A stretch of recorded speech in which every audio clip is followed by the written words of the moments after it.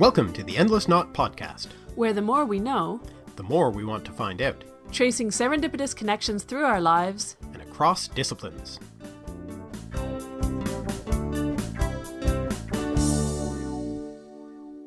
Hi, I'm Maven. And I'm Mark. And we're back. Sorry for the long silence. As you may have noticed, we only managed to put out 4 episodes last season, and so I guess this counts as the first episode of Season 10. We didn't mean to take a break from the show, but last spring and summer were completely swallowed up by our move from Sudbury to Ottawa, and several related moves by parents and kids, and then settling into the new house and our new lives and routines over the fall. If you've hung on and waited patiently, we're very grateful. And while we can't promise that we're completely back on track, we'll do our very best to get back to our once-a-month schedule. We're also grateful to our guest for this episode, who reached out to us at the perfect time and with the perfect topic to get us back up on the podcast horse just in time for the holiday season. Today, we're talking to Grace Tierney, the Irish author whom you might remember from her previous appearance on the show, talking about her book, Words the Vikings Gave Us. Now she's back with a new book, Words Christmas Gave Us. Grace specializes in history with a humorous slant, and her fiction and nonfiction has been published internationally and locally in everything from the local paper to anthologies, online media, coffee tins, and glossy magazines. She's also, close to our heart, been blogging about the history of unusual words since 2009. One last note. One of the casualties of our move appears to be our audio setup, which we unfortunately only realized as we started our interview with Grace. So the sound is not what we'd like it to be. Hopefully we'll sort this out before our next episode, but for the moment, our apologies. It should still be clear and listenable, just not nice as usual. And with that, let's get to the interview.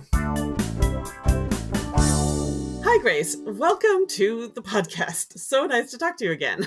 Hi, Aven. It's lovely to be here and to get talking to both of you. And welcome back, because of course we've talked to you before, and you're in fact one of a very select group of people, only 2, who have made a return appearance on our podcast. So we're delighted to have you back. That's true. I hadn't actually thought about that. I'm delighted to be back. It's very kind that you're willing to put up with me again. So thank you for that. Well, the other person is Paul, right? Yeah. Paul Anthony Jones, Haggard Hawks, is the other person who's been on twice. So I'm flattered. I'm very flattered by that comparison. Thank you. Yeah. You can tell, what we really like talking about on this podcast. There's definitely a theme there. We like all our guests, just for the record. But it is true. People who put together delightful books of wonderful etymologies are some of our favorite people. And that is definitely you. So the reason we're having you back on is because you do have a new book. And it is a thematically appropriate one for the time of the year, assuming all goes well and this comes out when I intend it to come out. Would you like to tell us a little bit about this most recent book? Absolutely. So I've done a few different themed ones, and it struck me that it would be do a Christmas one because A, I love Christmas, and B, there is plenty of history. I mean, literally 2024 years of history about Christmas. And sure enough, I found some pretty old words in here, but there's some new recent coinages as well. It ended up involving quite a bit of traditions and customs and folk tales and things like that as well. So it's not pure etymology. All the words are explained, but the pieces ended up growing as I did more research and learned more about Christmas through the ages and around the world. I couldn't resist putting the stories in. If it's a good story, it's in. I mean, that's always the best principle, as far as I'm concerned. So yeah, it's a book of the language of Christmas and, as you say, the various traditions and customs and a little bit beyond Christmas to some of the other winter festivals too. And it's, as you point out, in fact, there's more than 2024 years of history, because you mentioned at several points elements of Christmas that kind of come from before, like Saturnalia and so forth. Absolutely. I think the one that went the furthest back was possibly Bethlehem. There's quite a long history there, which I can't off the top of my head remember all of the details, but I'm almost certain I got back about 10,000 years, which is probably one of the oldest ones I've gotten into any of the books. So I was quite pleased with that. Place names can occasionally do that, of course. They really get you going. So let's start off, I mean, with the sort of regular question that someone like you is going to get asked a lot that you, I'm sure, hate, which is, so what are some of your favorite or most, well, let's put it not favorite. Let's say some of the more surprising either etymologies or origin stories or, you know, tales or traditions or whatever. Are there any that stand out that you didn't know before you started your research that really, really surprised you? Yeah, I did know these two before I started, but I do find them really surprising. And okay, so one is Vikings and one is the Tudors. But the Right. Viking one, I in the previous book, but I had to include it because it is a Christmassy one. So glitter goes back to the Old Norse verb for glittering, which is glittra. And I just really like the idea of this, rough and tough Viking, fishing, hunting, doing a bit of raiding on the side. And like, it's a hard life, and we have this image of who they are and what they were like. But they gave us the word for glitter. Like, that's why we have glitter on our Christmas cards and our decorations. I just really like the idea of this, big burly Viking and, a music festival, and he's got glitter on his cheeks. Do you know what I mean?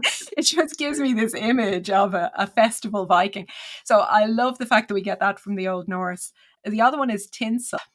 I kind of have a love-hate relationship with tinsel in my own home. I don't actually allow it. It's a bit annoying and bits fall off it. So I'm not a huge fan. But it is sparkly. It's very Christmassy. But we have that. It's an Anglo-French word, estancelaire, to sparkle. It's fabric that's woven with metal thread, typically gold. Right. But it's popularized by King Henry VIII because he was hugely into the idea of cloth of gold and wore a lot of bling. He was a seriously blingy king. And like we all know Henry VIII, he's the most famous Tudor monarch apart from possibly Queen Elizabeth I. So the idea of him and his flashy blingy clothes giving us tinsel that we now drape around the Christmas tree, just I like the juxtaposition of that. It just amuses me. So those, I think if I say those to people and say, oh, we got glitter from the Vikings, that usually raises a few eyebrows, all right. Yeah, the beard glitter. Have you seen that? Like you talked about Yes, festival glitter. exactly. Yeah, yeah. Perfect. Yeah, exactly. That's what immediately comes to my mind. Some nicely adorned Vikings. I should do that. Yeah, Mike's got the beard for it, so Ooh, we'll that just could have to be get it for going me. on that. Yeah. All right.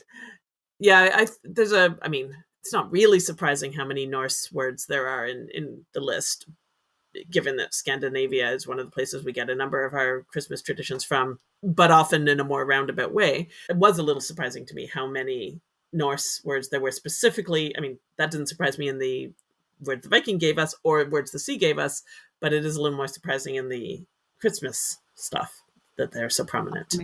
Yeah. Well, the section I think that I wanted to ask some questions about or to have you talk a bit more about, because really my questions are just going to be transparent attempts to get you to tell us some of the stories from the book because they're fun.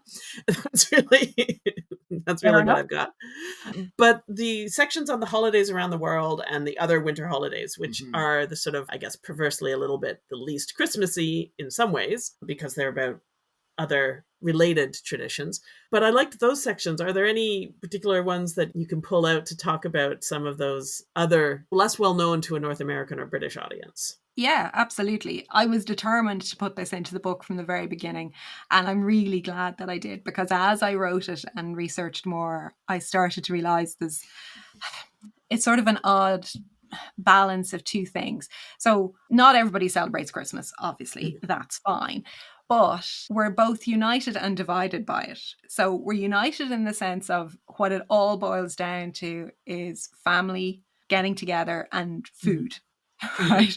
Obviously, there is religion, don't get me wrong. Those are the core elements of it. And it doesn't matter whether you're celebrating in Timbuktu or in Iceland or in Ireland or Canada or wherever your listeners are listening from.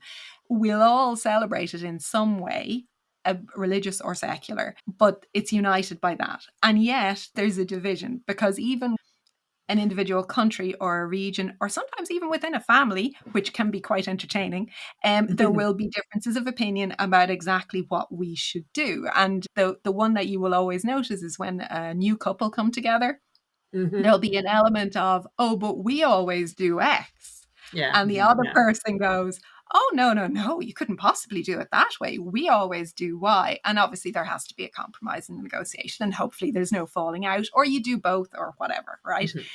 So I liked that idea of, well, it's different, but it's the same. And that really came out in the Holidays Around the World chapter. So I was thinking in particular about there's different dates for Christmas Day for a start. Right. I know you two know your history, and you know that comes down to the swap between the Julian and the Gregorian calendar. So the later date that falls in January is Christmas Day if you're a Eastern European Christian. Mm-hmm. Which is obviously fine. That's just history. That's how it is kind of funny when you hear, oh, and today's Christmas Day in Bulgaria or whatever. And you're like, oh, really? We're finished. It's different. That's fine. But Christmas Eve around the world, and I actually really like that. Christmas Eve, I particularly enjoy Christmas Eve myself, and we have our own family tradition, so it's one of our favorite days over the Christmas period. But it's, there'll be a lot of attending church and big feasting of some variety, but maybe different things eaten. But there's some lovely ones around the world. So in Norway, you have to hide your broom from the witches on Christmas Eve because otherwise they're going to steal it. They're too lazy to make their own flying broomsticks. They will steal yours, presumably enchant it, and then fly away, which is the perfect crime when you think about it. Now, I do have a bit of a theory that this one was invented by Norwegian housefrows who basically went, oh, no, I've done enough cleaning. Please take them away. I don't want to do anymore. But that's maybe says more about how little I like to sweep. Anyway, that's just my personal theory. In Finland, they have a lovely tradition, and although Christmas is a happy time of year, people are nearly always in some way, there's somebody missing from the feast. You've lost somebody over time. And what they do is in the afternoon of Christmas Eve, the families will gather with lanterns and they go to the local graveyards, and you leave a lantern presumably you take a few moments to think of your loved one and you leave the lantern. So you're looking back over this graveyard, probably in the snow. It's cold. They clear the traffic for it so that everybody can do it. And it's all lit up with lights. And I just think that's really beautiful. So that's a really nice way of honouring the people that have gone before us.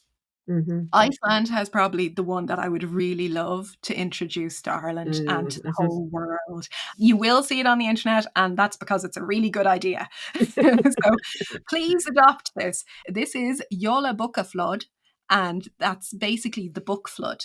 Okay, this goes back to World War II, and Iceland, as you may remember, is an island in the North Atlantic, well, higher than the North Atlantic, and it was getting its supplies by ship. And anybody that lives in Ireland and probably Canada and America will remember this too. Those ships were being sent by the U-boats. An awful lot of merchant sailors from Ireland died trying to keep the food and that still going between the two continents. So Iceland was particularly badly affected by that because it's quite isolated. And they had to ration pretty much everything. But the one thing they didn't ration was paper. So the smart Icelanders went, aha, I know what we can do for Christmas. We can exchange books because paper's not rationed.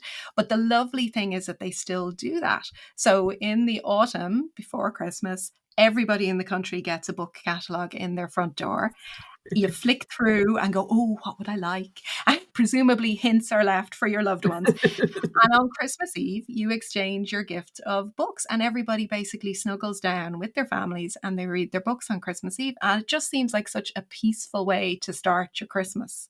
And obviously, I'm pro anybody reading because that's the way to go in life, in my opinion.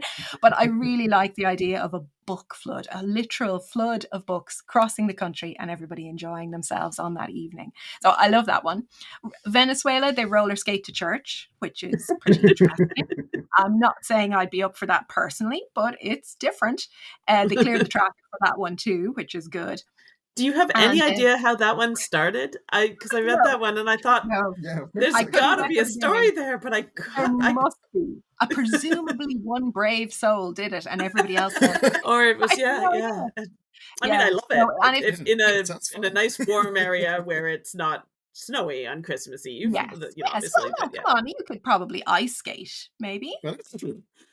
Well, at least in theory, Ottawa's climate change is striking us. We have neither warm weather nor cold enough for ice skating at Christmas at this point. Could roller skate. You probably could. Let's not even discuss it.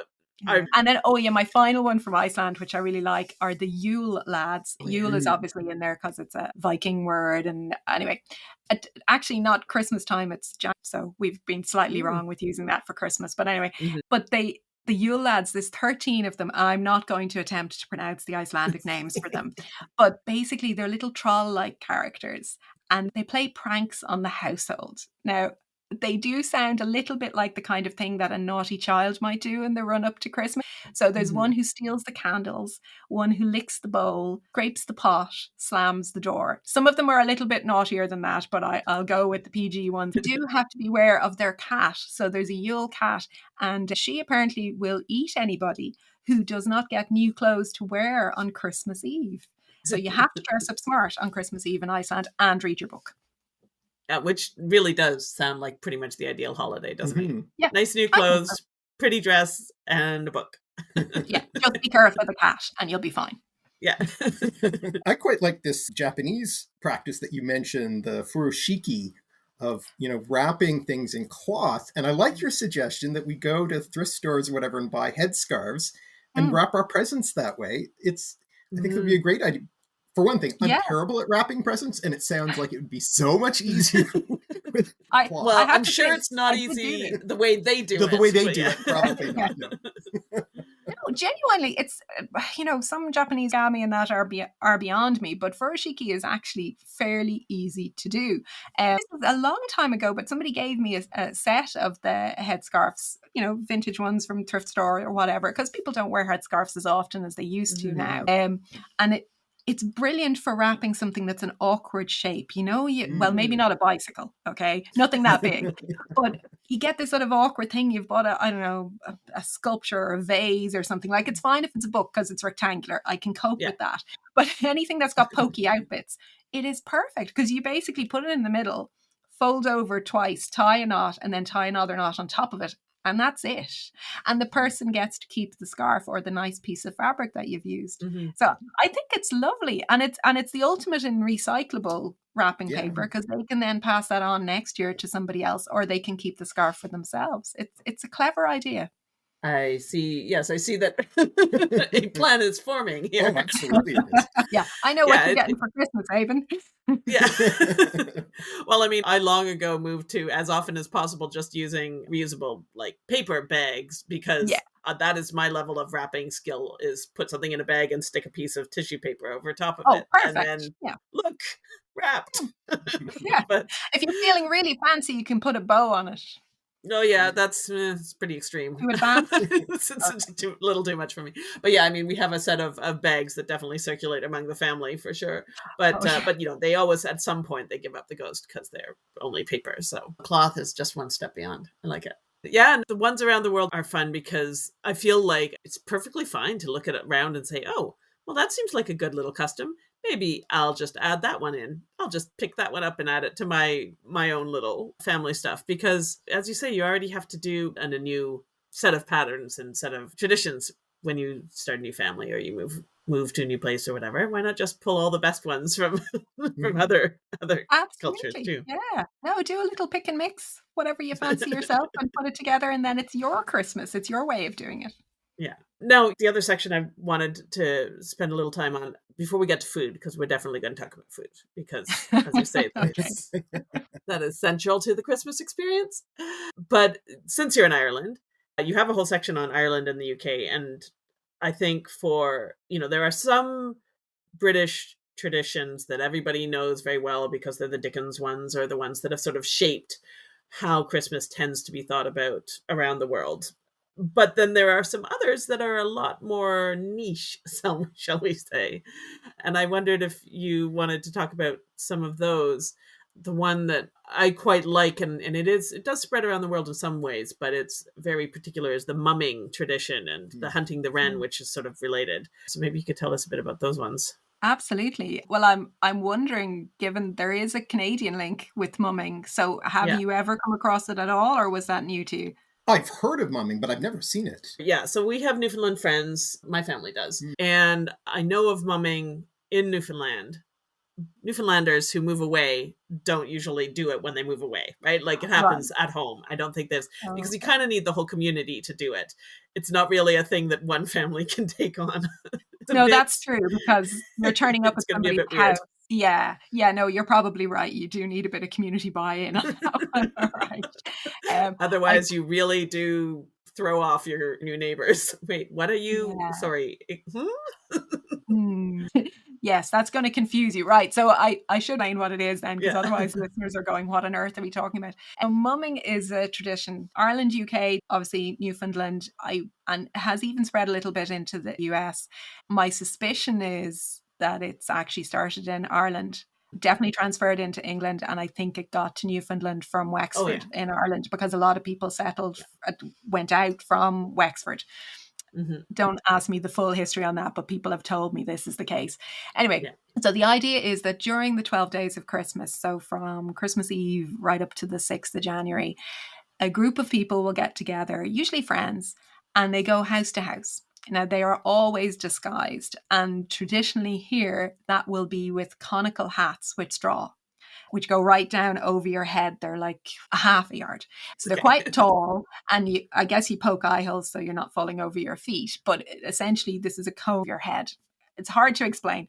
Anyway, they arrive at your house and they will do various different things. They'll tell a few jokes and some form of a play. It's not a 3-act thing. There isn't an intermission. And it's quite dramatic. So there'll probably be a sword fight. There are villains and kings. There might be saints. There could be a political figure. So Oliver Cromwell sometimes turns up very popular in Ireland because of various different things he did. Very popular in the UK. So that's, there'll be a bit of teasing, and I imagine you'll tweak it locally for whatever's going on. A local politician might turn up in it, for example. At the end of the performance, the people that are listening in the house have to try and guess the identity of their visitors. Now, their visitors will nearly always be known to them. So as you said, it is within the community. And if the identity is guessed, they can take their hat off and they will be invited in for some refreshments. Now, Ireland being how we are, that'll probably involve something alcoholic. So I suspect that by the time you've gone to a few houses and acquired a few drinks, the play might get a little bit more naughty and you're forgetting your dialogue. I have never seen this performed, and I would really, really like to. Huge fan of the idea of it. However, it does go on. It dates back to the 1400s, but actually possibly even further back than that. There are mentions in the Annals of Ireland, which were written by the monks in the 6th century. It was done at College Green in the middle of Dublin by the trade guild, so they're literally related to their trade. So if you were the wine guild, they might do a play about Bacchus. I mean, it wasn't, some of it was quite highbrow in a way. And College Green is like literally in the middle of Dublin. So if you've ever visited Trinity College, the front gates of Trinity College open onto College Green. It's a big, wide, open space. Now, there's a number of roads that run through it now, but they're hoping to pedestrianise it. And deep down, I would love, when it is pedestrianised, for them to start putting on mummer plays again. But I don't think they're going to listen. I'd love them to. So very popular, various different areas around the country, particularly Wexford, as I mentioned. And even during the lockdown stages of COVID, Fingal would also have that's an area quite near to me, and they organised small groups of mummers, that the one singer, one dancer and one musician, and they would go out as a team of 3 and they would visit people that were cocooning at home for health reasons or that particularly elderly and couldn't get out, and they would go to them and bring them the play, which I thought was a really lovely way of using a time of isolation but still bringing the mumming play tradition to them. Anyway, it got a bit too rowdy when it came over to Newfoundland, so it was fine for a while.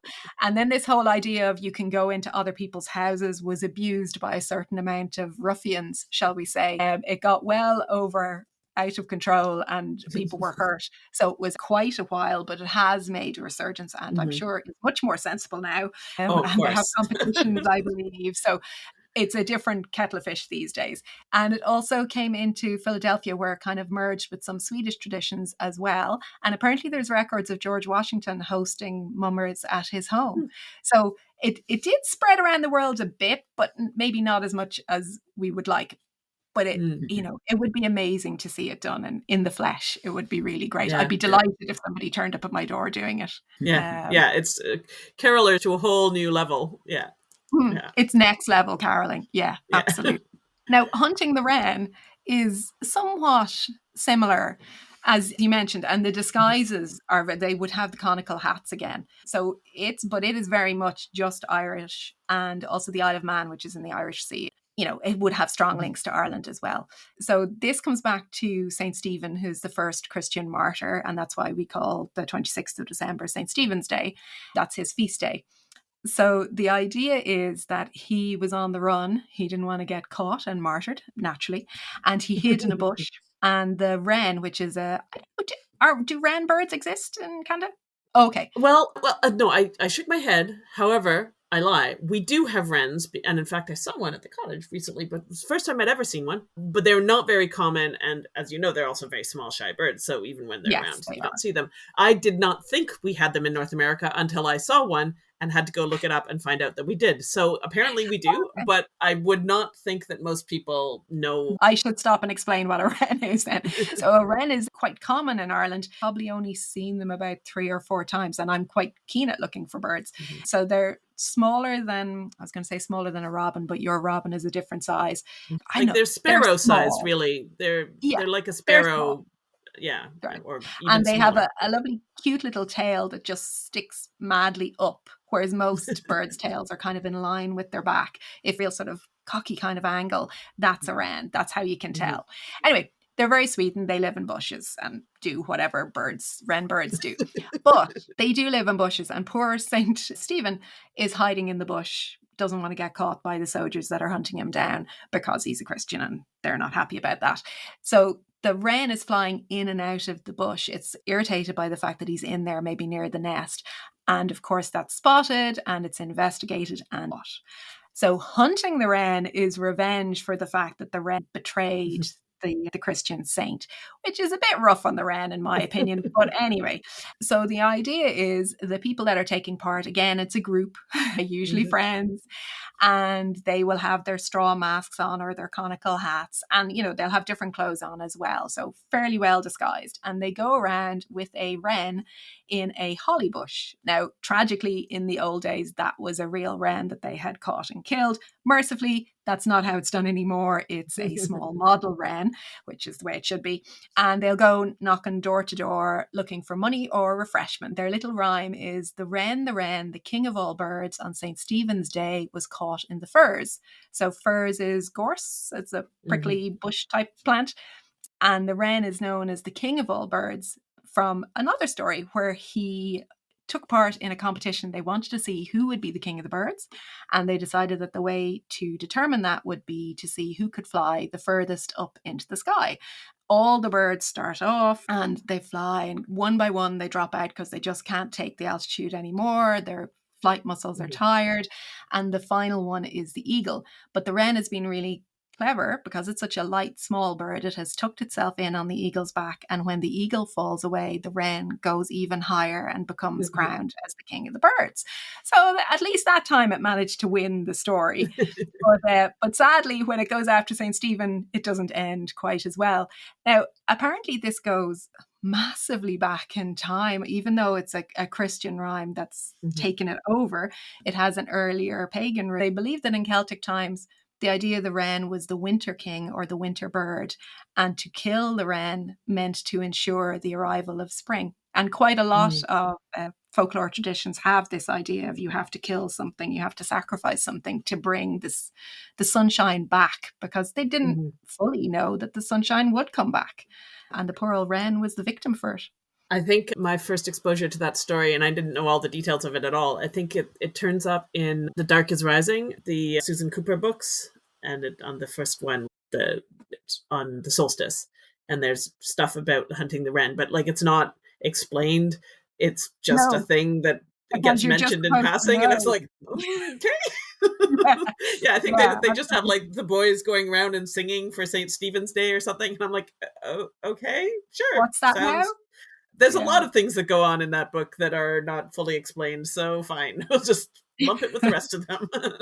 Yeah, no, you just have to skim on through that. They're wonderful stories, and I didn't read those when I was a child. I never came across them. I don't know how I missed them. I read them only in the last year or two. Mhm. And there's lots of stuff in there. And reading it as an adult, you start to realize, oh, that's a thing. And that's a real Yeah, thing. she pulled So she from obviously a did. lot of interesting story, like Yeah. folklore and old stories to pull things together. Yeah, she But yeah, knew I her didn't stuff. understand a lot of that when I was 12 in Ottawa. They didn't mean it much to me. But then I was very used to that. I read a lot of classic kids books when I was young that were set, turn of the century England or whatever, and there was the fantasy bits. Most of that I could understand. And then there was the parts that were set in the real world, which were totally mystifying to me. Completely, Yeah, no, totally mystifying. absolutely. Narnia, the stuff in the real world in Narnia was completely baffling to me. The stuff in Narnia made lots of sense. The stuff in England, utterly confusing. Those were definitely the books I grew up on as well, because they Yeah. would have been the ones that my mum would have read.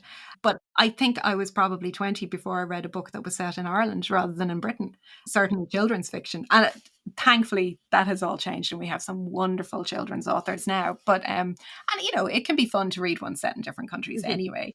But yeah, you'd be reading things like Enid Blyton and they have staff. And you're kind of Oh and yeah, they there's all that go too. to boarding school and they Yes. they come home for the halls and you're kind of like, what on earth is going on with these children? And we were all fascinated by the fact that they drank ginger beer because that was just not a thing in this country at all.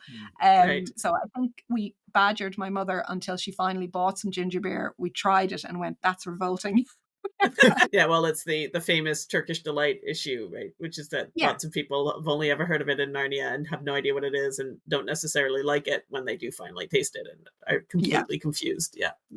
Anyway, sorry. I mean, I was going to say I am straying from things, though. I suppose The Lion, the Witch, and the Wardrobe, anyway, is a very Christmassy book, so that's fair. And does bring in plenty of early pagan pre-Celtic stuff as well. So, Yeah, yeah, it does. we're nearly on track, nearly. Almost on track. The other tradition that I personally quite do is Nullag Naman. So that's in Irish, and that takes place on the 6th of January. I like this as a woman. Sorry, Mark. You're going to regret the fact that I'm telling you this story. So things were harder in the past. Okay. They didn't have washing machines and dishwashers and internet deliveries and all that kind of stuff. So traditionally in the right through Advent, particularly the woman of the house or women of the house would wash everything. So all the walls would be painted. Now, I can't imagine in the run up to Christmas repainting my entire house, but you would paint your entire house. You would obviously prepare all of your food. And if you were in a farming situation, that would also involve the slaughtering and the processing of the meat, etc.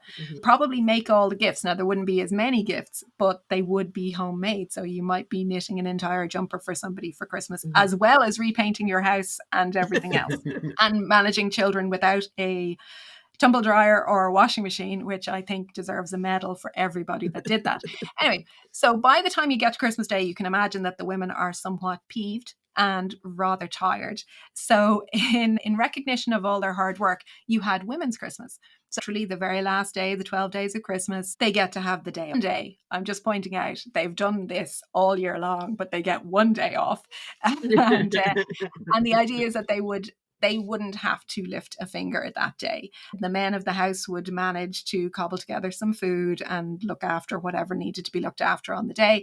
And the women would typically gather in one house. They wouldn't necessarily have their own. So you might go back to your grandmother's house with your sisters and your family friends and your mother and your aunts. And they would all basically have a hoolie party and enjoy themselves and no doubt tell plenty of jokes at the expense of the men folk and the fact that they had to do some work for one day. But I really like the idea of Women's Christmas. It's always maintained its strength in the sort of southwest of the country, but it has definitely been spreading over the last decade or so. And you will see people, come to our hotel and have a spa day with your girlfriends for Women's Christmas. Right. It's definitely spreading as a thing. And it's a lovely reminder for me that if I haven't had a chance to meet up with female friends and family over the Christmas period, then we'll make the effort to do it on the 6th of January. And it's just a nice thing to do. Like, okay, it's all very family focused the rest of the time, but it's lovely to meet up with your female friends too. I think that's a great idea. Yeah, I think in an awful lot of families still, even if the housework is more evenly distributed to a large extent, not completely, but tends to be a little bit more. I think a lot around the holidays in particular, a lot of emotional work and the family connections work and the presents and that stuff does still tend to be fairly gendered. Not completely, I'm not trying to make any points here, but as a general thing. And so there is still, it's not like it's unneeded to have a day where you just say, okay, I'm done with all of that. I got through it all, succeeded. Take a little break. Well, and now, women are still doing all that work, plus they have jobs. Yeah, they usually, exactly. They usually also working outside the home. Yeah. Now, I am going to ask us to talk a little bit at some point about some etymologies, because I realize that technically we've just been focusing a lot on the stories because they're so much fun, which is fine. But before we do that, there's one specific Irish tradition that even in the book you say is very hard to explain. So I'm going to give you more space to explain it here. Though actually, I think your explanation was pretty clear. It made sense to me. And it sounds lovely. Okay. So tell us about, what is it, the late toy show? Anyway, whatever it is. The late toy show. Absolutely. Okay. So if anybody listening to this has any Irish heritage whatsoever, they're going to know what this is. And they'll start laughing at this stage, the fact that I'm about to explain it to people who aren't Irish. So please bear with me. If you're actually Irish, please don't laugh at me too badly. I want to point out that this is 4 pages in the book. And I'm not going to read out all 4 pages. So I have tried to summarize somewhat, and hopefully I haven't lost the sense of it. Okay.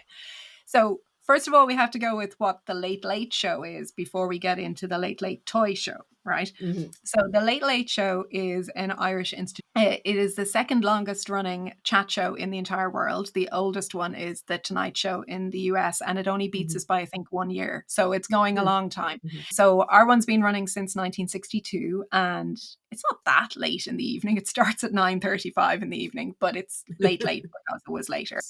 It's 2 hours long. The entire thing is live. None of it's pre-recorded. It's all in front of an audience of about 200. And it does a really weird mix. So a lot of chat shows will be basically celebrities to flog their movie or the book, and that's fine. Mm. But it's a bit broader than that. So it'll do the celebrities. We mightn't quite get the Hollywood A-list too often. But if they're in town, they're on the show. Like they're almost met at the airport and pulled to the studio. But we will also have real life people that may have gone through a difficult time, an odd illness, or if they've come to some prominence like a sports person.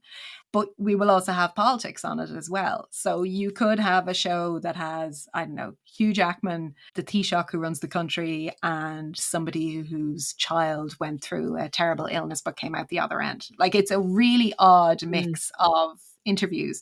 So the host has a really difficult job because A, it's live, and B, they have to change horses midstream and go from something that might be quite sad to something that's more lightweight. Anyway, so that's the show. That's watched by quite a lot of people every Friday night, but that would be grown-ups typically because the kids will be in bed. Not always. The older kids won't be in bed, but they're not really interested in the show that much. It tends to be adults. However, they started in 1962. 1975, one of the researchers goes, do you know what we should do? We'll do a segment in the show about what would be popular toys for boys and girls to get from Santa this year. Right. And it was only half an hour long and everybody really liked it. So the children didn't watch that year. They had no idea this was on. Parents were watching kind of going, oh, I wonder would little Jimmy like that toy train or whatever. Right. But they kept expanding it. In the couple of years after that, it basically snowballed and it took more and more time in the show. And then they started involving children in it as well. So they got in toy testers. So extremely lucky children. I would just like to say I've never been on the show and I would really like to. And everybody else my age group would kill to be on the show because you got given the coolest toys, like the new really toys, expensive right? Stuff that your mum and dad were going, no, we can't afford that, right? So you get the really good toys. You got it in advance of Christmas, so before all your friends had it, and you got to bring it home and play with it. If it was Lego, you got to put the whole set together. If it was a doll, you got to play with her and dress her or whatever the thing would be. And it's everything from like a soft toy bear right up to the latest PlayStation game. Like it's not stuck in the 60s. Do you know what I mean? It is the modern stuff. And the toy testers then come on the show and they're interviewed in complete seriousness by the host. about what did they think of the toy and did they like it or not. And the thing is, you can't script children. So they will be brutally honest, and they will sometimes say, no, this was stupid. That bit kept falling off. I'd say toy executives probably watch this show with fear, because if the host goes, oh, that's not very good, is it? Or, oh, look, we put the batteries in twice and they've already run down. The parents know that toy is going to be a problem, right? But it expanded again beyond that. So nowadays, you've got the toy testing, and they do it for all the different age groups. So you have very small children that really have no limits, but also might refuse to talk entirely. And the poor host is standing there on live TV trying to cover for that, which is hilarious if you're watching it. They'll usually have some Nerf guns or squirty guns that they will direct on the audience who deserve it. It opens with a big, massive song and dance number where the poor host, whether they can sing or dance or not, has to join in. But they are supported by literally hundreds of extremely talented children. And there's some real talent. We've had brilliant people on, and real cuties as well. So they'll do their song and dance. They'll usually do something where they'll reunite a family, maybe somebody that's been serving overseas with our peacekeepers in Lebanon or whatever. And when they come home, they'll surprise their family with the fact that they're there. Or Irish people that have been in Australia and weren't expected home for Christmas might turn up. They're blatant about pulling on the heartstrings, and I usually cry at least once during the show. They do a charity appeal, which raises loads of money for up to 100 children's charities around the country, which is very worthy. And they finish the show with book reviews by the children about what books they've read, which I enjoy. I stay up for that part. They also have the idea of one for everybody in the audience. So if you, again, somebody Irish, try them with this. Do the one for everybody and see if they finish in the audience, because it's a very well-known phrase. Basically, they'll produce a toy or whatever and go, oh yes, so this is a really nice new teddy bear. And then they'll sort of pause and look at the audience and kind of go, would you like one? There's a great cheer, and they get given one. So I know there's a few shows in the States that do that as well, but it is nice. But trying to be in the audience, you couldn't just sell your grandmother, you'd have to sell your entire family and maybe give them your house. Like, it's gold dust to get one of those tickets, and the bribery that must be involved with the people that work, them, as they call them, the elves that work on the show, because everybody wants to go to this show. Really nicely, they also bring the various different children of diverse needs into the studio when it's quieter and it's not going to intimidate them, and they just film them really subtly so they with the toys that are appropriate for them as well, which is really nice. So they do try to be very inclusive, and as Ireland has become a bit more ethnically diverse over the last few decades, which is a good thing, they have managed to include all of that stuff in as well. And all the gifts that they use are donated to charity after the event is finished, which is wonderful. It's a good show, right? It's entertaining. But really how it's become an institution is the fact that people have grown up with it, right? So it's the one night of the year where children are given carte blanche to eat nothing but sugar. So like the host will start with, we are now banning broccoli and Brussels sprouts, like, get your popcorn or whatever, right? So yeah, you bring in the treats. Typically, everybody brings their blanket down to the sofa. You're in your PJs. The whole family gathers and watches it. And in many cases, the parents that are watching used to watch it with their parents. Do you know what I mean? It's sort of a generational thing now that we all really want to do. Like, it's on this Friday, just heads up, which is the 6th of December. And I know that mightn't be in time for people to watch it when you bring out the podcast. But when it is on, it's shown overseas as well. So the RT player, I think, usually is hard to get in other countries, but they make sure that it's available and it's freely available, because lots of people from all around the world are originally from Ireland, but we've emigrated for various different reasons. And I think that's a really nice way of doing it. So I know I have friends that live in Calgary in Alberta, and they'll definitely be watching it. And yes, they are too old to be watching it, quite frankly, but they will be watching it. And it's lovely, because then you end up that you're live tweeting or you're blogging about it. Oh, did you see that really cute kid that was showing how to do they were adorable, they made me cry.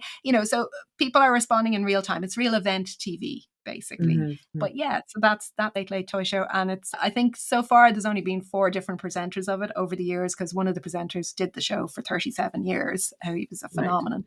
And as each one has come in, they've been kind of like, it doesn't matter how well they do the show the other 50 weeks of the year. The one that Mm. counts is the toy show. If you mess that up, the whole country will be giving you a stern look going, hang on a second now, you didn't do that right. Yeah. Yeah. So it's a uniquely Irish thing. I have never come across any other country that does it. And I think it's brilliant. You know, it just puts the kids at the center of the TV for one night in the year. Oh, that sounds really lovely. It does sound lovely. Yeah. I know that there's other places that have very specific TV watching traditions around Christmas. I know there's a couple of other ones like that where it comes from when there was only one or two TV channels and there was something that was on and it just became, and they aren't necessarily anything to actually do with Christmas. So at least your tradition actually has to do with Christmas. Yeah, at least this one's relevant. Yeah. Yeah. I know there's the Quebec has something your mom always watched. At New Year. At New Year. Yeah, there's a sort of year wrap up comedy sketch thing that's big with Bye.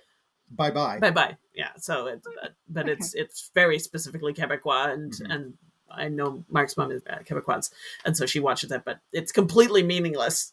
I mean, not only because it's in French, but also because the references are very specific to like Quebec cultural and political and social stuff going on, and it doesn't make any sense to the rest of the world, including the rest of Canada. And this is why it took me 4 pages to explain this. Yeah, yeah, exactly. These things are very localized. I've got to say that whole thing, it's a weird thing about all being in the same time zone. It's something I've actually always envied the UK for, because when my friends in the UK watch a show, they all watch the show at the same time, right? Like if it's on the BBC or it's a live show. And even before streaming in Canada, we have 5 time zones, right? So it just never, the only thing that's ever true of is sports, which is why I think sports is a little more unifying that way, because everybody has to watch the hockey game at the same time. There's no tape delay for the hockey game. But everything else is always on at a different time. So like now that we have social media, even if the show is on at the same time, that is everybody's watching the Saturday night 7:00 show, it happens at a 4-hour staggered intervals. And so we're never all as a country watching the same event. Like even like my UK friends on Twitter, not that I'm on Twitter anymore, but there's some political show, or there'd be the Archers, or there'd be, and I know stuff is on tape delay and stuff like that now too, and streaming, but you know, these kinds of shows, like everybody sits down and watches it. And you get that thing where the entire country is watching the thing at the same time. That can't happen in a country. That is a real thing, and that never occurred. I mean, I'm well aware there's loads of time zones over there, but that never really occurred to me before. Yeah. But I think the idea of event TV, as they call it, has disappeared to a large extent going now, because everybody's on streaming, or they've pre-recorded it and they're binge watching it or whatever. It happens now and then. But yeah, this is the annual one, which I quite like. I was trying to think of a way of explaining it that didn't involve making a reference to like a royal wedding. Right. It's not that kind of thing, you know, but it's that idea of most people, not everybody, obviously, but most people will sit down and watch it. So. Yeah, I think you explained it well, and it does make sense to me. And I mean, that's sort of what ends up happening, is the only time that ever happens to us is when it's an actual literal live event where you simply can't. So like, I think that's one of the reasons I find the Olympics as endearing as I do, is because in Canada anyway, we get the live broadcast. Doesn't matter what time of night it is. I mean, they do a wrap up at the normal times, but even if it's in Korea and we all have to watch it at 2:00 in the morning, like people will do it because it's live and you want to watch it. And so then that becomes a unifying thing. But yeah, no, I think that kind of unifying, like we're all going to do this thing all together, is just a nice community, you know, where your community stretches a little bit further than your local. It's always really nice. Yeah. All right. Let's talk about food. Food. Yeah. So food was an interesting one to do. I actually thought I'd get a lot more out of the food chapter than I did. But a lot of the sort of origins on the food stuff just came back to, we eat this item at Christmas because it's ready at Christmas. Okay. So chestnuts did have quite a bit in it that I wasn't aware of. I didn't know that North America was covered in chestnut forests at one stage, and that, you know, the chestnuts roasting over an open fire, all those lyrics and stuff. I didn't realize that although we do have chestnut trees in Ireland, they're not edible, generally speaking. Although I did find one near my house, so I was quite excited about that. But yeah, so the chestnut history was interesting. But like, we eat those because they're ready about now. Brussels sprouts are ready about now. Geese and turkey are ready about now. So there seemed to be a certain level of repetition when I was going through those. But some of the older things I quite liked. So gingerbread is quite interesting. So it's one of the ones that goes quite far back. So ginger itself is being grown 5,000 years ago and being used in Chinese medicine. So it's kind of Asian origins. But it's also in Greece 2,000 years ago, so it well predates Christmas. But by the time it sort of really kicks off when we hit kind of medieval Europe, and you've got gingerbread, and it's more bready than what now, but basically ginger flavored bread in Germany and English. And they reckon some of the spicing is coming back with the Crusaders coming back to Europe. And then there's the idea of gingerbread figures being made at the Tudor court in England at the Christmas celebration. So you might be given one of, I don't know, the King of Spain is visiting. Probably not, because they didn't get on well with the English at the time. But say they were visiting, they would make a figure of the King of Spain and be handed the King of Spain to have a little nibble on. And then we come forward a little bit and we get the gingerbread houses are mentioned in Hansel and Gretel by the Brothers Grimm. And the German bakers go, oh, that's a brilliant idea. I love that idea. We should make those. So I love the fact that that's popularized by a book. But now we have kids and families making the gingerbread figures and making the gingerbread houses as we don't. But, there's a ton of history in the whole gingerbroten type idea. So I liked that one. The other one is mince pies. Now, I don't know are mince pies a thing outside of the British Isles? Do you know what I'm talking about? Well, I think there's enough people of British heritage in Canada that... In Canada, I'm a little it's a cheat because my dad is, Scottish, but, grew up in England. And so my grandmother on that side, always did all the British stuff. And my mom's family is fairly British roots too, and Irish a bit. So we always have mince pies, mince tarts, and we always have Christmas pudding. We've made our pudding and our Christmas cake are in the basement right now, maturing. Very good. So, they're wrapped. I became, after my grandmother decided she didn't want to anymore when she got older, I became the Christmas pudding maker. So that is my particular role. So that's important. And even when we were in Sudbury, we'd make them and then we'd bring them down for Christmas because we had to bring them. But will you find, in the shops, will they be flooded with loads of mince pies on the shelves? There will be some. I would say most people don't eat mince pies at Christmas. Right. I would bet most households don't have them. But, there's a substantial enough proportion. There is Christmas cake and there is Christmas pudding in the shops. But the Christmas cake, I think, is very much you have that because it's a thing people have and most people don't eat it. We do. We make it and we like it and we eat it. In fact, the cake we make is, in our Christmas cake we make is the Irish whiskey cake. It's specifically it's from it. Nice. It's I make a lighter. I don't like that. My dad makes a really old fashioned, really heavy treacle, one. Really heavy, really dark. And there are versions of that cake that you could use as an offensive weapon in a pinch, I would say. No, and it's very good, but it's very, very, it's really got the dark molasses in it. And it's not to my taste. And when I was young, my dad knew that I didn't like it. So he always it's his grandmother's recipe. He always makes it. But he invented another Christmas cake that was he used coconut cream instead of part of the butter. And he put lime zest in it. And it has candied pineapple. It's tropical. Candied pineapple and candied mango and candied ginger and chocolate chips and cashews instead of the sort of other notes. And it's light. It doesn't have the molasses in it. So he started baking those ones. Yeah. And so that was just for me, basically, because I was the only one in the family who didn't like the Christmas cake. And then, of course, everybody else, it's really good and everybody likes it too. So he always makes both now. He has to make both of those. And then we make the Irish Christmas cake. So there's 3 kinds of Christmas cake in our household. Wow. We're really into Christmas cake. Yeah, we really like it. Sorry?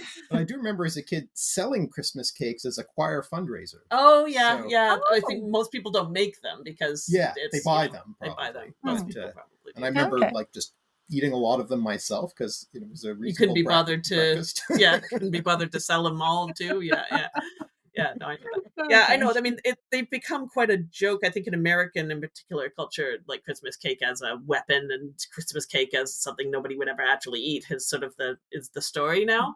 But our household anyway is quite fond of it. I've become reconciled to the dark one too. It's still not my favorite, but I will eat it. Yeah, Now that's that more. it being brandy soaked is a selling point, which Yeah. it wasn't when I was a child. I didn't like that part of it. Now the fact that it's like a third alcohol by weight is like an important part.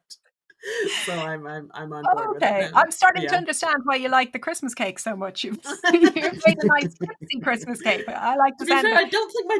I don't think the tropical one is alcohol soaked. I don't think because it's quite a lot so. moister, and I don't think he puts anything on that one. I can't remember. I'll have to ask him. I bet he At least I does. I bet you just don't know about it. Probably true.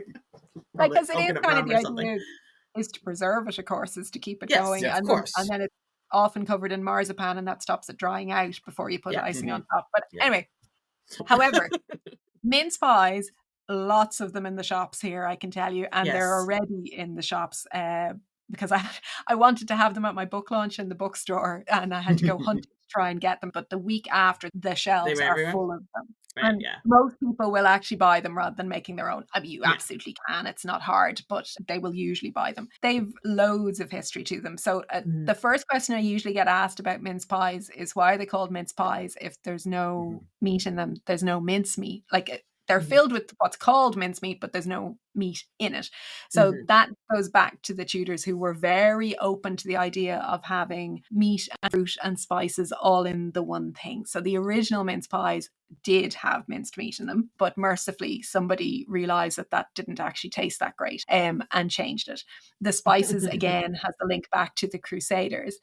But they also have a whole load of religious symbolism in the shape of how they are traditionally made. So the original ones wouldn't have been circular as most would be now.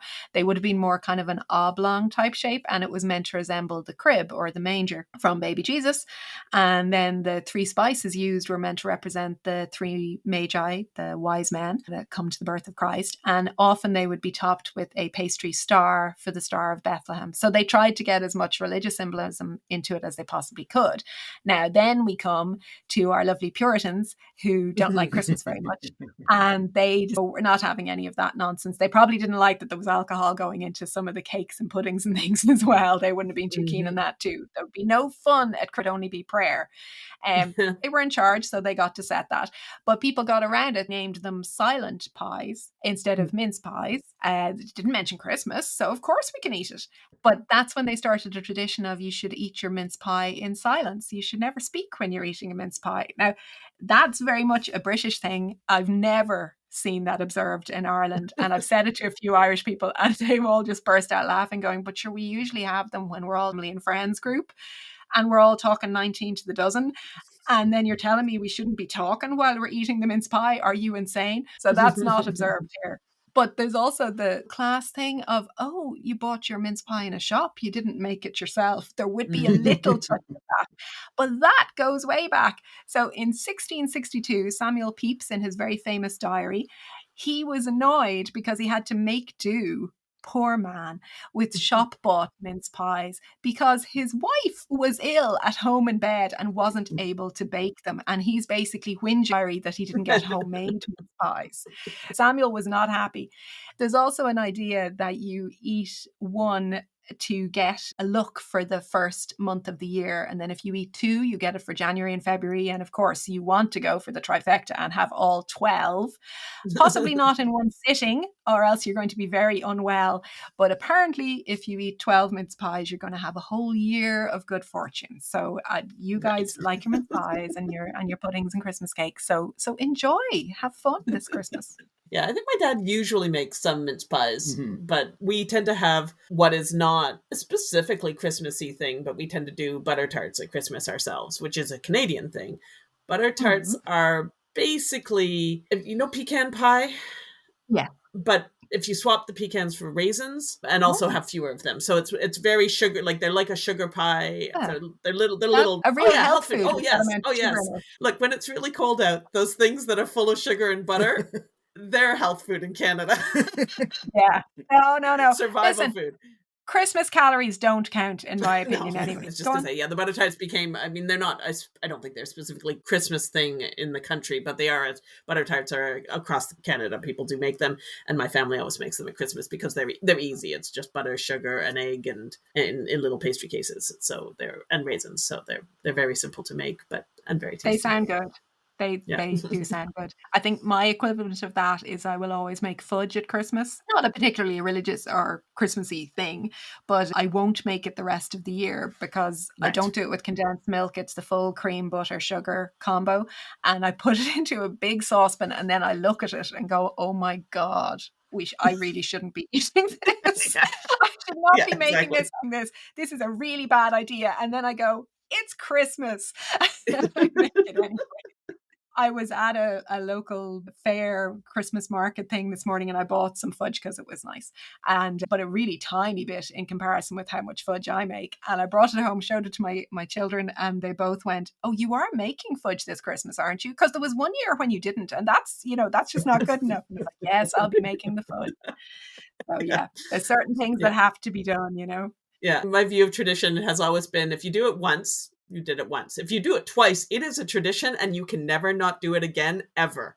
That's basically. So we acquire traditions quite routinely and we don't drop them very easily. So they just kind of accrete over time.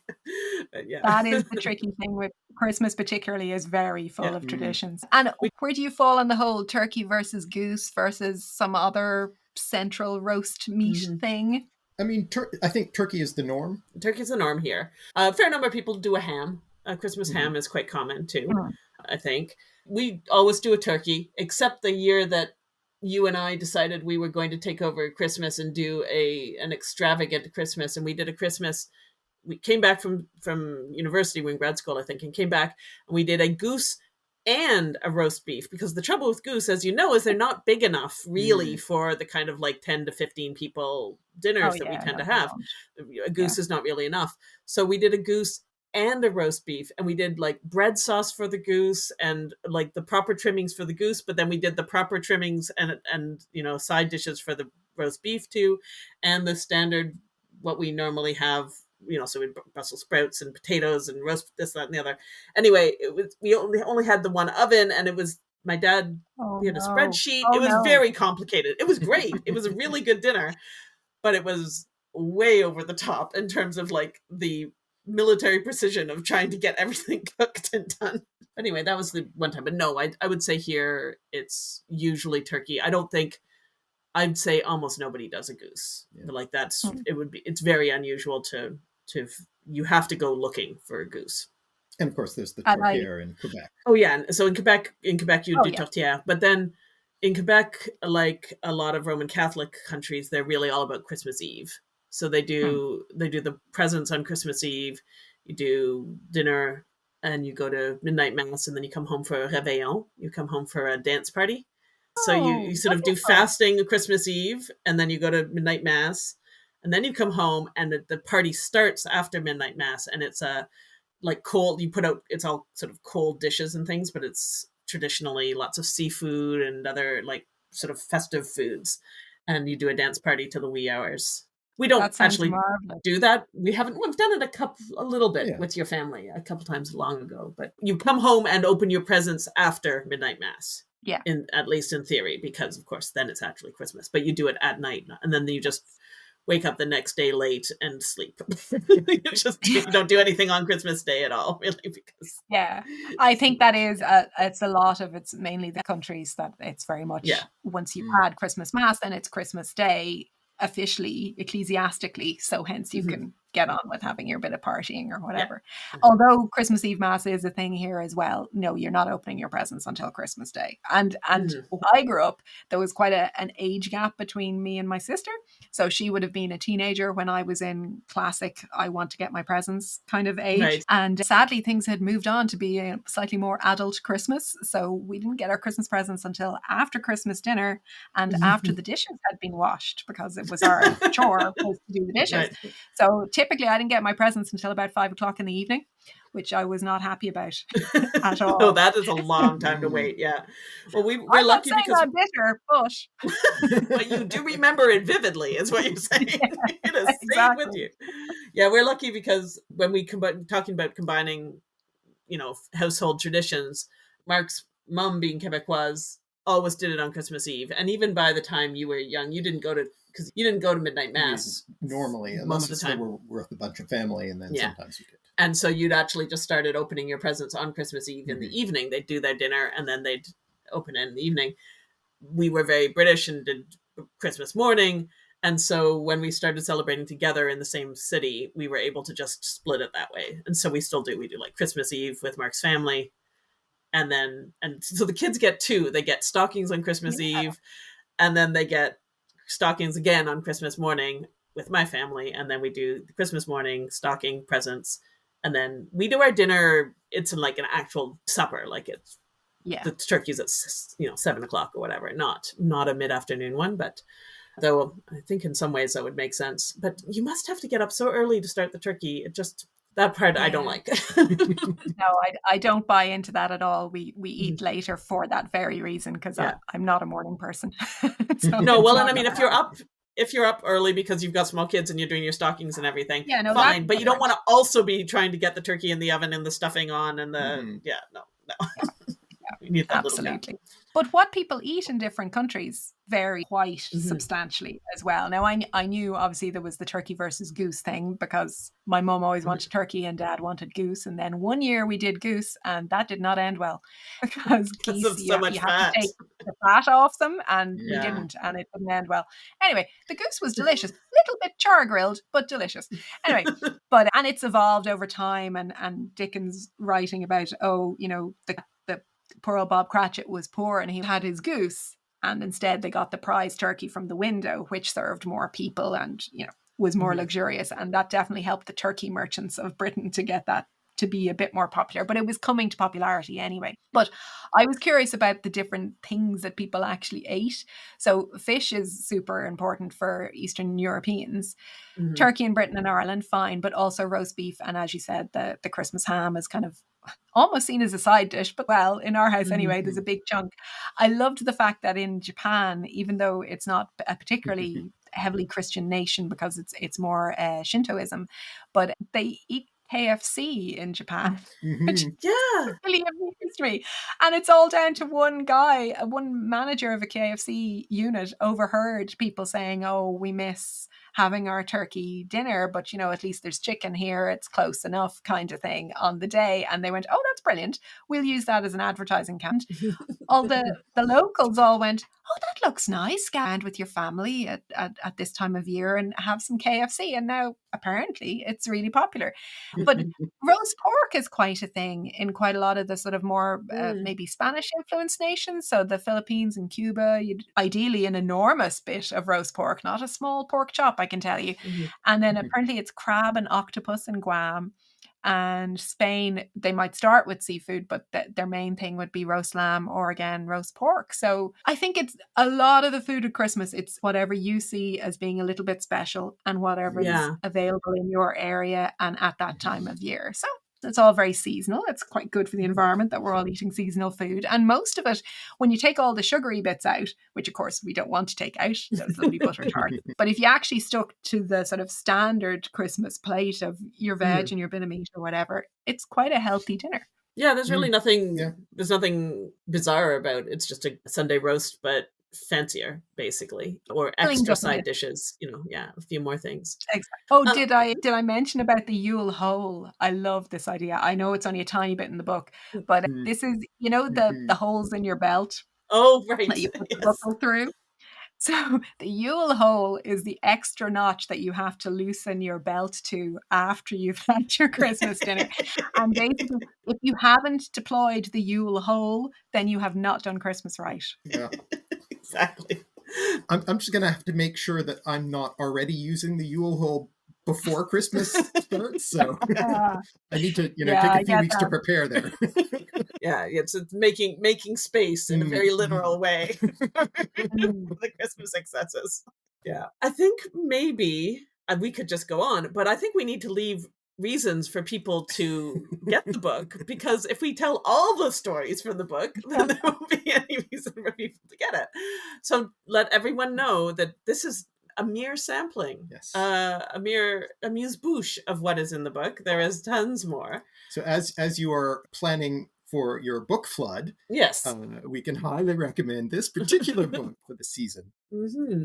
And as I said, we kind of stuck to a lot of the stories because they're fun, but there is lots for those of our listeners who are very into the etymology specifically. It is still focused around the word origins and where the words come from, but also why these things are associated with Christmas. That's where the stories come in, I know. But yeah, unless there's anything else you wanted to, finish off on. Well, you did ask me at one stage, were there any things that I busted wide open in terms of myth busting? Yeah. Yes. And I had quite a bit of fun doing that section in the book. It's scattered through it as I discovered things. And sometimes there were things I already knew, but a lot of the time I was surprised first, and now I'm passing it on to the readers. So the one which always sort of slightly is that nobody gets Advent right. Yes. So bear with me religious for a second. Now, the whole book isn't religious by any means, but an awful lot of people think that Advent is 24 days. And it's not at all, not even close. So it started as a period of fasting to prepare for baptisms, and it would have been 40 days, which obviously comes from 40 days in the desert and has religious connotations. But nowadays, technically, it will start on the first Sunday of Advent, which is 4 weeks before Christmas. So depending on when Christmas falls within the year, it'll be about 28 days, but it could be slightly less, could be slightly more, which means that your Advent calendar should never be 1 to 24. But equally, you can't predict how long it should be. So I can understand why the shops make them in 1 to 24. But even worse is some of them run 1 to 25, and you shouldn't be doing that either, because Advent is literally preparation. Right.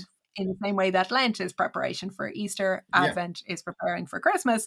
So 25th, you're on Christmas. That's not Advent anymore. However, so long as it's filled with chocolate, I'll take a pass. You'll give it a pass. That's the whole idea. I'll go with that. Xmas is kind of a funny one because a lot of people really don't like Xmas. And you may well have covered this. I know you've a really good YouTube video about, because I didn't watch it before I wrote the book because I was afraid of copying, but I watched it afterwards and went, great, they hit all the same stuff I hit. So apparently it's outlawed in the style guides for the New York Times, the Guardian newspaper in the UK, the BBC, and the Cambridge Guide to Australian English. So a New Hampshire governor even declared it to be pagan in 1977 and told journalists that they weren't allowed to use it. I mean, people are down on the whole thing. But the thing is, it's not pagan at all. It was used from early Christian times onwards because the letter X was used as a symbol to show their faith when it was dangerous for them to be openly Christian. And it's actually the English symbol for Chi, which is pronounced Chi. It's the Greek letter. And it's the first letter in the word for Christ, or Christos in Greek.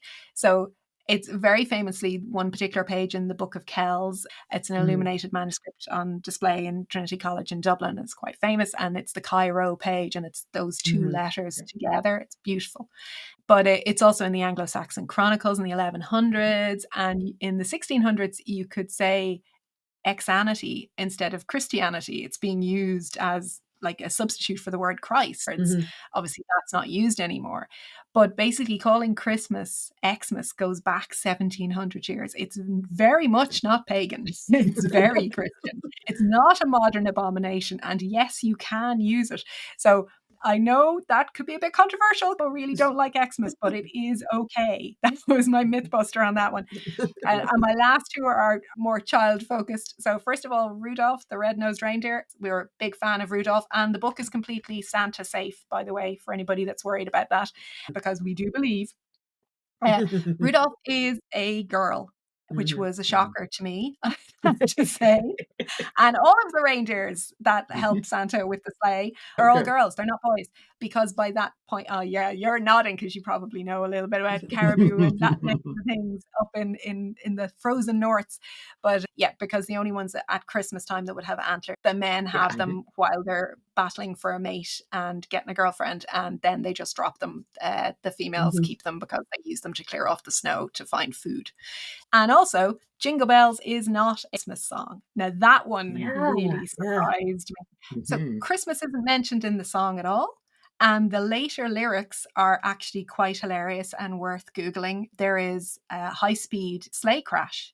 Mhm. And it's quite a bit of maybe not particularly PG activity going on in the end of Jingle Bells.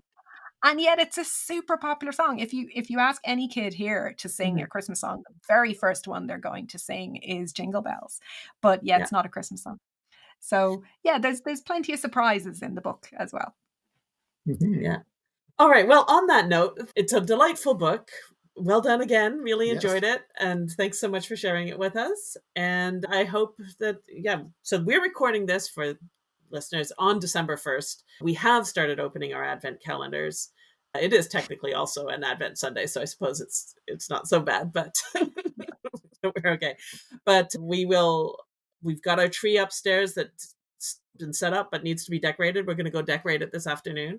So we're well into our Christmas mode now. And my intention is to have this out fairly soon. So I hope the listeners are also prepping for Christmas if you celebrate it, or for every other wintry holiday, many of which are also covered in this book, just for the record. If anyone is interested in acquiring the book, we will put all the links in our description, but any specifics about where people should best go to find it if they want it? Well, the best way to find it is via my blog, which is wordfoolery.wordpress.com. So Wordfoolery is kind of my alter ego, the little jester character on the side of the book. That's meant to be me, I guess, because I fool around with words every Monday and do another unusual word history every Monday. So there's a My Books page on the blog, and it's got all of the links because everybody likes different retailers, and it's great to support local bookshops as well. So for those who don't have connections to the Canadian bookstores, so you might have to go online to get a copy, but it's in ebooks for Kindle, paperback, and hardback, which is my first ever hardback. I was saying to Avon earlier that I really like it in hardback. It's a nice gift.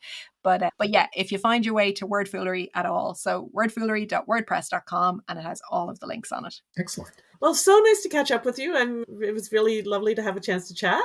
Good luck with this and whatever you turn to next. The plans are already afoot. There's a half a book already drafted of other words. So be warned, yes. I'll be back. I'll be bringing storms and snow and icicles and the billion words for rain in Scots English and in Hiberno English. Turns out we have a lot of rain words, but I imagine I'll have a few snowy ones too after doing the Christmas book. But right. I'm in full weather mode now. Well, you may just have to be a three-peat guest on our podcast then. I keep coming up with stories and you keep letting me on. You're full. I think it's a good, mutually beneficial relationship, shall we say. And before we finish, I have to say Happy Christmas to you both and to anybody that's listening. Oh, of course. Of course. Merry Christmas to you. And yes, we'll be seeing you online and wherever we all turn up these days, now that the world of online social media is so much more complicated, but I'm sure we'll find each other. And thanks again. You're very welcome. It's really nice to be on. Thanks a lot. For more information on this podcast, check out our website, www.alliterative.net, where you can find links to the videos, blog posts, sources, and credits, and all our contact info. And please check out our Patreon, where you can pledge to support this show and our video project. You can go directly to the videos at youtube.com/alliterative. Our email is on the website, but the easiest way to get in touch with us is Twitter. I'm at Avensarah, AVENSARAH. And I'm at Alliterative. To keep up with the podcast, subscribe on your favorite podcast app or to the feed on the website. And if you've enjoyed it, consider leaving us a review on Apple Podcasts or wherever you listen. It helps us a lot. We'll be back soon with more musings about the connections around us. Thanks for listening. Bye.